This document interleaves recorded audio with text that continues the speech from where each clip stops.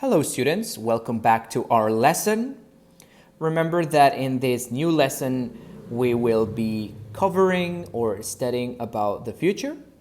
And in this lesson specifically, we are going to learn or review, remember a very basic structure that we use to talk about the future, but that has many different uses. So we are going to learn or try to remember at the end of the unit how we can use the future, what is the structure, and also in what circumstances or in what different settings or events, with what ideas we can use the future. But let's start thinking about the future with an activity. I have some questions that I want you to answer to start thinking about the future. All of the sentences require that you predict or think about events in the future. You can use a piece of paper, you can use your computer, or you can use your mind, your memory to try to remember your answers for each of the questions. Question A says, what will you do after you finish university? B, what will be your final grade for this course, the English course? What will happen with coronavirus, and what will the weather be like tomorrow? You can pause the video, take your time, write your answer, and then we will discuss.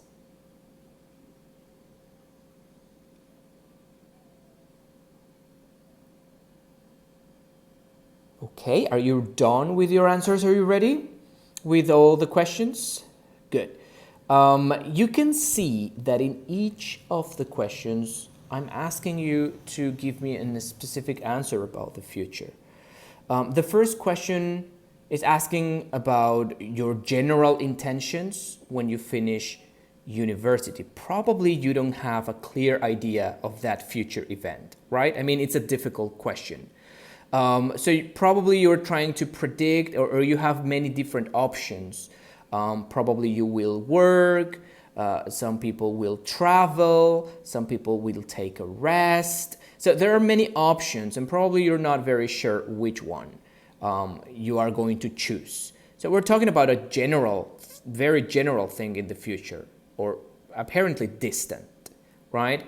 So in the second one is again a little bit difficult to answer, because probably you have evidence, like you can feel how you are doing, you can think about the exam, you can think about the activities, and you kind of predict what your answer could be. But again, it's a little bit difficult to just give an answer, right? And in all of those questions, we are using the future in a very specific way. And so let's see how we can use the future and what type of future that we are using. If you look at the sentences, all of the sentences have the word will. We know that will is one of the most basic words or structures that we use to create the future in English. And it's very useful. And I think it's one of the first structures that we learn. We can say that will talks about simple future, or it's the most simple way to talk about the future with will. But how can we use will for the future? So there are many different examples that we can give to talk about will, but we can be more specific when we talk about will and how we can use will in English for the future. Let's check the examples. The example says, I will travel to the beach next summer. Yeah, future activity. I think I will pass my exam. I think that's a prediction, right? And I think people will be more careful after COVID. So the basic structure for will is we need a person, we put will, and the magic thing about will, or not very magic, but the interesting thing about will is that it creates or transforms the sentence in future. So we don't need to include any other word or do any conjugation. So we just put will and then the action, and now that action is in the future. So basically, will help us conjugate the verb to create the sentence into future. And we use the same word for every person. I will, you will, she will, we will, Maria will. It's the same for everybody, right? And then the verb, travel, or any other verb you want to use. But how can we use will, or when are we going to use will specifically? We can use will to talk about general future activities or intentions. Remember the question at the beginning about you and when you finish university, right? What will you do when you finish university? That's a very general future, right? I mean, probably you're not sure. Probably it's the first time that you are thinking about that event or that possibility. So when it's the first time you think about something, or it's a very general future activity or a very distant one in which you don't have details, or it's not a plan, it's not very clear in your mind, we prefer to use will. I can say, for example, when I retire, I will travel. Yeah, so I'm just thinking about my future when I finish working, and I can say that I will travel when I retire. Yeah, I will travel around the world. That's an intention. That's something I want to do, but I don't have details. I mean, I don't know, but I would like to do that. So we can use will to talk about distant future, general future activities, or intentions. We can also use will to talk about predictions. When we make a prediction, it's very likely that we use will. Think about the second question. What will your grade be in this course? Yeah? Or what will your grade be when you finish your exam? Right? So you're making a prediction about something, and most of the time we use will. We can also use will for promises, and also when we make instant offers or we make spontaneous decisions about the future. So let's take a look at each of them more carefully, and let's see if we can identify how we use the future. I have an activity for you, so let's try to do it. It says the modal verb will, we know that can express different ideas in the future. So which future form expresses?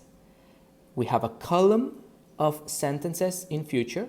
You need to match those sentences with the correct meaning or with the correct idea for the future. Okay, so read the sentences and decide which one is expressing each sentence. Is it talking about a spontaneous decision? Is it a promise, a prediction? Read the sentences and try to match. You can pause the video and then we will check the answers.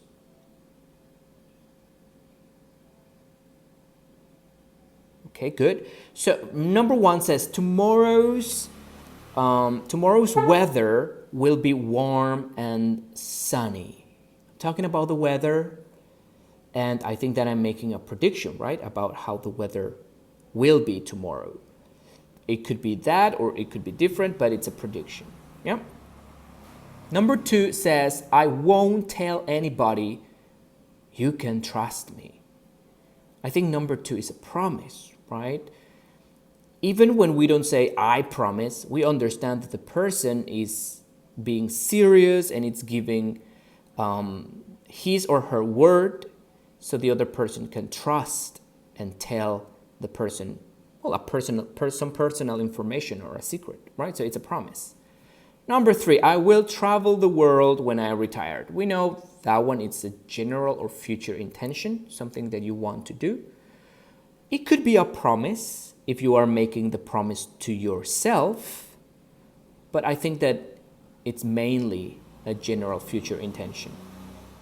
And number four, okay, I'll make some coffee.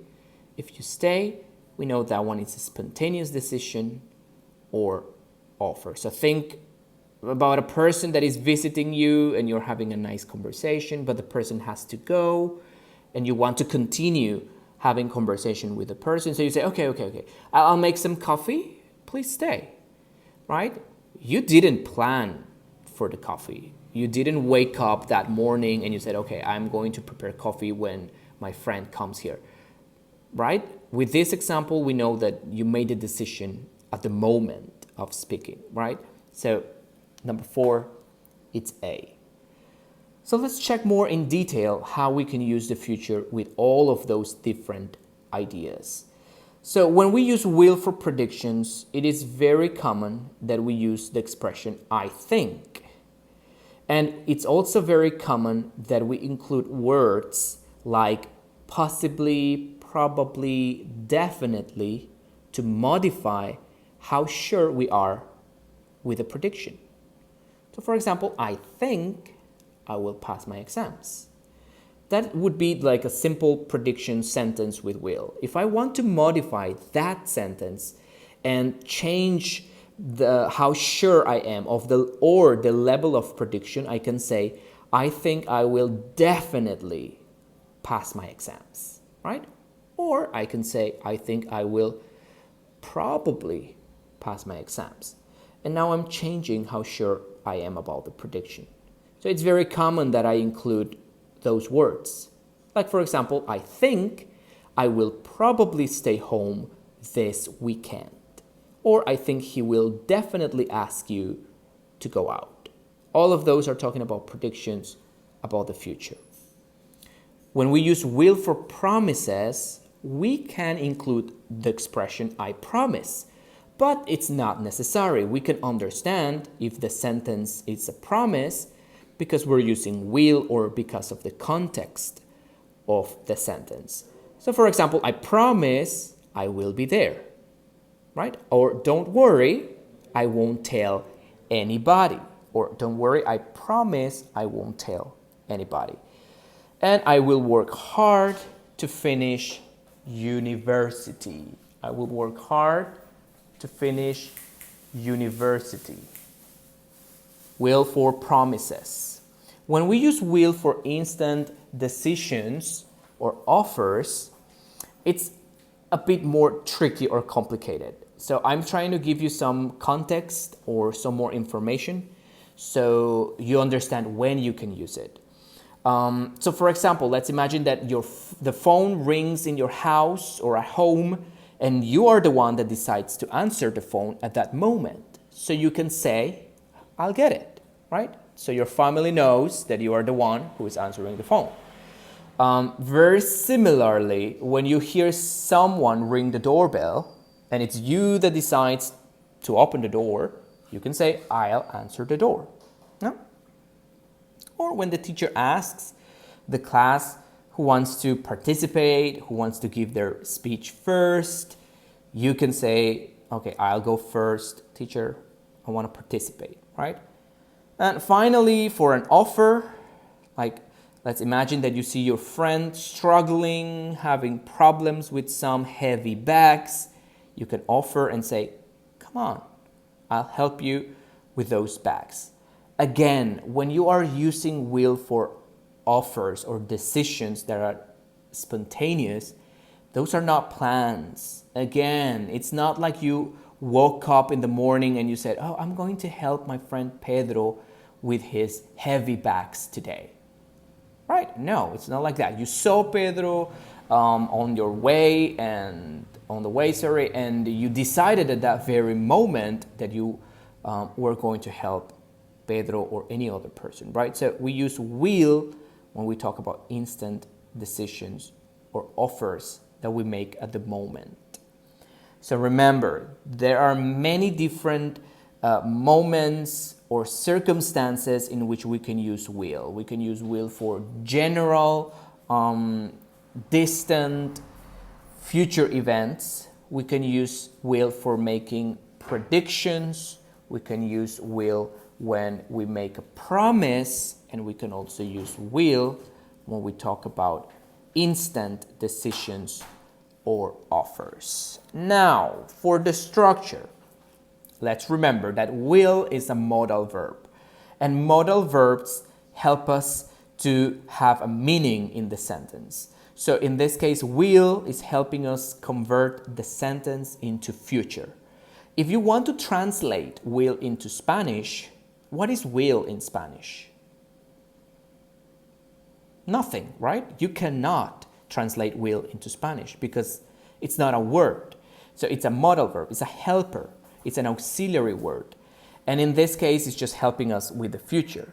So we need a real verb, we need an actual verb or action in the sentence. So when we create sentences with will, we need a person, of course, I, you, Alejandra, anybody. Then we put will, and then immediately we put the action, yep, or the verb. And we use will for every subject. We don't need to conjugate or modify anything. I will, you will, she will, Pedro will, Rafael will, Angela will, everybody will. And then we put the verb. Check that we put the verb immediately after will. We don't need to use to, I will to play, she will to play. That's not okay. So we just put subject, will, verb in the base form, and then we can put some complement. Now for the negative, we just include not, and we say you will not play with me. We can use the contraction, and we can say you won't play with me, for example. Yeah, and it's exactly the same for any type of sentence you are creating with the negative.